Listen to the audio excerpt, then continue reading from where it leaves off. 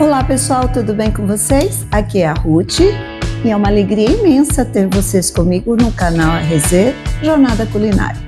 Hoje vamos preparar uma deliciosa mousse de leite ninho super cremosa. Muito fácil, rápida e deliciosa. Já estão prontos para esta receita? Vamos lá? Anote aí os ingredientes: 2 caixinhas de creme de leite, 1 caixinha de leite condensado, 2 xícaras e meia de leite em pó, 400 ml de leite quente, 1 pacotinho de gelatina sem sabor, raspas de chocolate a gosto. Fácil, né? Vamos começar? Agora, no liquidificador, adicione o creme de leite e o leite condensado.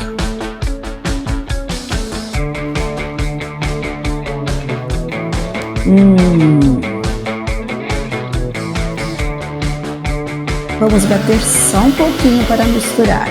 Em seguida, colocamos o leite em pó. Será que cabe tudo? E o leite quente. Mas lembre-se, ele deve estar quente, mas não fervendo.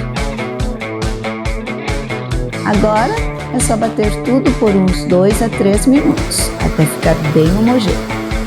Hidrate a gelatina sem sabor, de acordo com as instruções da embalagem. E com o liquidificador ligado, adicione aos poucos. Isso vai dar a consistência firme da mousse. Continue batendo mais uns 2 minutinhos para misturar bem. Agora despeje a mistura em uma travessa. Leve à geladeira por no mínimo 4 horas ou até que fique bem firme. Pronto, agora vamos decorar com raspas de chocolate. Eu estou usando chocolate meio amargo para dar um equilíbrio perfeito ao doce. E claro, polvilho e leite em pó por cima para dar um toque extra de sabor e uma apresentação linda.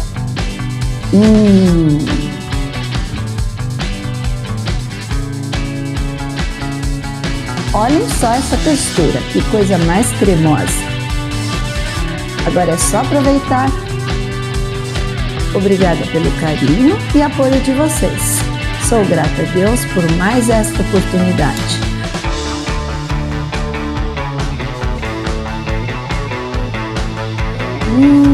Que delícia! Derrete na boca. Uau! Não se esqueçam de curtir, compartilhar e comentar aqui embaixo. E claro, se inscrevam no canal para não perder nenhuma receita. Até a próxima semana!